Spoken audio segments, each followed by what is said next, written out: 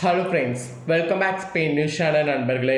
சற்று முன் பார்த்தீங்கன்னு வச்சுக்கோங்களேன், ஒரு பிரேக்கிங் நியூஸ் ஆனது தமிழக மக்களுக்கு வெளியாகிருக்கு.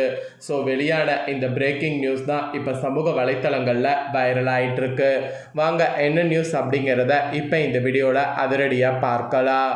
ரேஷன் கடை திறந்திருக்குதா அப்படிங்கிறத வீட்டில் இருந்தே தெரிந்து கொள்ள புதிய வசதியானது ஏற்பாடு செய்யப்பட்டிருக்கு. இதுதான் இப்போ சமூக வலைத்தளங்களில் வெளியாகி மக்களுக்கு யூஸ்ஃபுல்லாக பார்த்தீங்கன்னு வச்சுக்கோங்களேன் குறிப்பிடப்பட்டு வருது. ஆக்சுவலி ரேஷன் கடை அப்படிங்கிறது தமிழகத்தில் முக்கிய அங்கீகாரமாகவே இருக்குது. தமிழகத்தில் ஏழை எளிய மக்கள், நடுத்தர குடும்பங்கள் ரொம்பவே பயன்பெறக்கூடிய வகையில் ரேஷன் கடை திகழ்கிறது. ரேஷன் கடையில் மலிவான பொருட்கள் பார்த்தீங்கன்னு வச்சுக்கோங்களேன் கிடைக்கும்.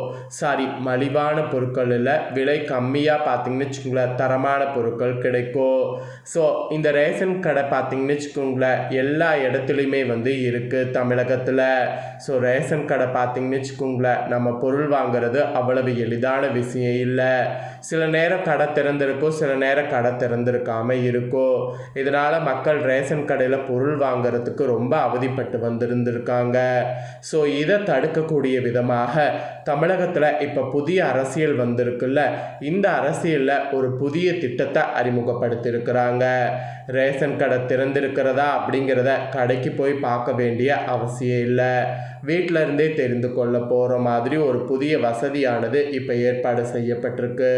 ஸோ அது என்ன அப்படிங்கிற அந்த முக்கியமான திட்டத்தை தான் இப்போ இந்த வீடியோவில் ஷேர் பண்ண போகிறேன்.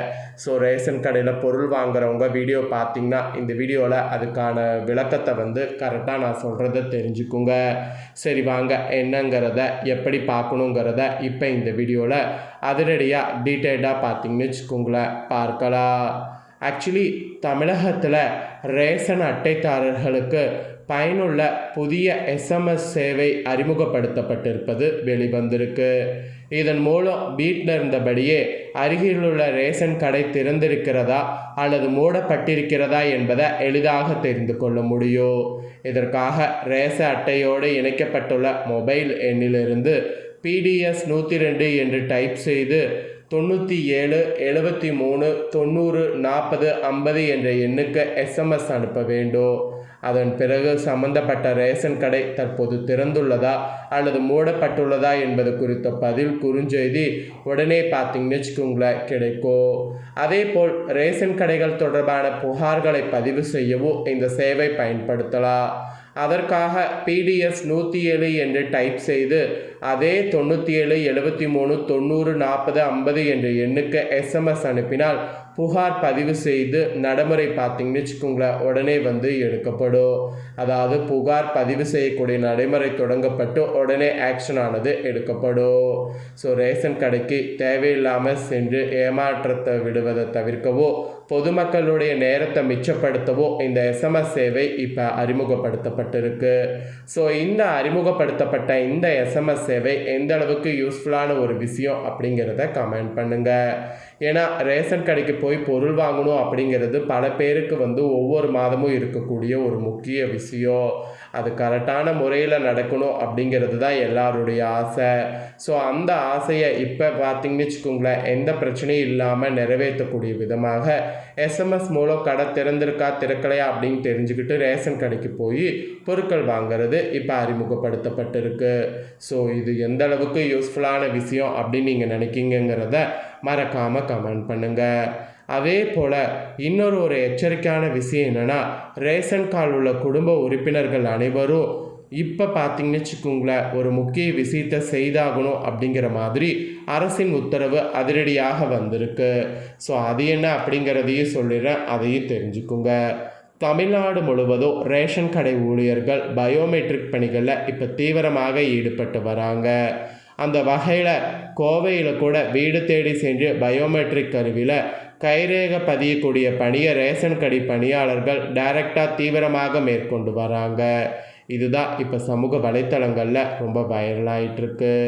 தமிழ்நாட்டில் ஒவ்வொரு குடும்ப உறுப்பினர்களும் தங்கள் பயோமெட்ரிக் பதிவினை கட்டாயம் மேற்கொள்ள வேண்டும் என்று அரசு அறிவித்திருக்கு. ஆக்சுவலி பலரும் இன்னமும் பயோமெட்ரியில் பதிவினை ரேஷன் கடைகளில் சென்று மேற்கொள்ளாமல் இருக்கிறாங்க. இவர்களுக்காக அரசு பல்வேறு சிறப்பு முகாம்களையும் அடிக்கடி அழைப்புகளையும் விடுத்து வராங்க. அந்த வகையில் அண்மையில் மாவட்ட ஆட்சியர்கள் மூலமாக ரேஷன் கடை ஊழியர்களுக்கு சில அறிவுறுத்தல்கள் வழங்கப்பட்டிருக்கு. அதன்படி இப்போ வீடு வீடாக சென்று ரேஷன் கடை ஊழியர்கள் பயோமெட்ரிக் பணியினை மேற்கொண்டு வராங்க. கோவை மாவட்டத்தை பொறுத்தவரை 17.25 லட்சம் ஸ்மார்ட் ரேஷன் கார்டுகள் உள்ளது.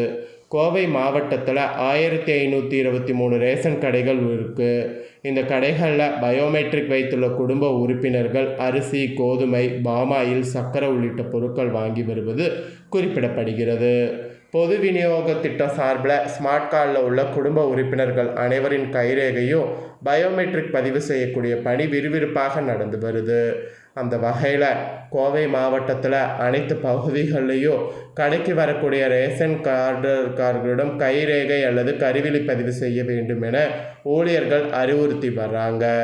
கோவை மாவட்டத்தில் அந்யோயாயுத அன்ன யோஜனா ரேஷன் கார்டில் 95.03% முன்னுரிமை ரேஷன் கார்டு 96% மற்றும் முன்னுரிமையற்ற ரேஷன் கார்டுகள் 88% பயோமெட்ரிக் சேகரிக்கக்கூடிய பணி நிறைவடைந்துள்ளதாக தகவல்கள் வெளியாயிருக்கு.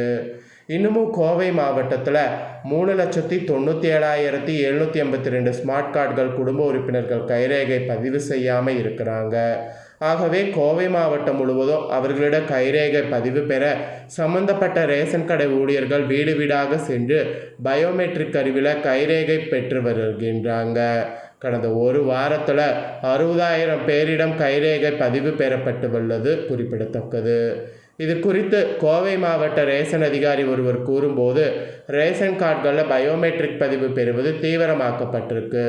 கோவையில் 4 லட்சம் பேரிடம் பயோமெட்ரிக் பதிவு பெறப்படாமல் இருந்தது. எனவே கோவை மாவட்டம் முழுவதும் அவர்கள் வீடு தேடி சென்று கைரேகை பதிவு செய்யக்கூடிய பணி நடைபெற்று வருகிறது. இதுவரை 60,000 பேரிடம் கைரேகை பதிவு பெறப்பட்டு இருக்கு. மீதி 3,40,000 பேரிடம் கைரேகை பதிவு பெற்று வருவதற்கு நடந்துட்டு இருக்கு. அதே நேரத்தில் இறந்த குடும்ப உறுப்பினர்கள் தொடர்பாக உரிய ஆவணங்கள் பெற்று பெயர் நீக்கமும் செய்யக்கூடிய பணி தொடர்ந்து விறுவிறுப்பாக நடந்து வருது. கைரேகை பதிவு செய்யாதவர்கள் பெயர்கள் நீக்குவது குறித்து அரசு எதுவும் அறிவிக்கவில்லை. வருகிற ஜூலை 31 தேதிக்குள் ரேஷன் கார்டு உள்ள குடும்ப உறுப்பினர்கள் அனைவரும் ரேஷன் கடைகளுக்கு சென்று பயோமெட்ரிக் கருவியில் கைரேகை பதிவு செய்ய வேண்டும் என்று குறிப்பிட்டிருக்கிறார். இது கோவைக்கு மட்டும் கிடையாதுங்க, எல்லா ஊர்கள்லையுமே இருக்கக்கூடிய ரேஷன் கடையில் இதுதான் இப்போ உத்தரவு. ஸோ மற்ற ஊரில் இந்த மாதிரி பார்த்திங்கன்னு வச்சுக்கோங்களேன் டைரெக்டாக போல், ஆனால் கோவையில் போயிட்டுருக்காங்க. ஸோ அதனால் பயோமெட்ரிக் வைக்காமல் இருந்தீங்கன்னா உடனே உங்கள் வீட்டுக்கு பக்கத்தில் இருக்கக்கூடிய ரேஷன் கடையில் வைத்துருங்க. ஸோ இதை உங்கள் ஃப்ரெண்ட்ஸ் ஃபேமிலிக்கும் ஷேர் பண்ணுங்கள், அவங்களும் பார்த்து பயன்பெறட்டும். இதே போல் புதிய நியூஸ்களை தெரிந்து கொள்ள மறக்காமல் நம்ம சேனலை சப்ஸ்கிரைப் பண்ணுங்கள், கூட பெல் பண்ண ப்ரெஸ் பண்ணுங்கள். அதை நீங்கள் பண்ணிட்டீங்கன்னா இனி நான் போகிற மற்ற அப்டேட்டான எல்லா வீடியோஸும் உடனுக்குடனே தெரிந்து கொள்ளலாம். ஸோ மறக்காமல் பண்ணுங்கள். நெக்ஸ்ட்டு இதே போல் சுவாரஸ்யமாக வேறொரு நியூஸில் உங்களை சந்திக்கிறேன். நன்றி, வணக்கம்.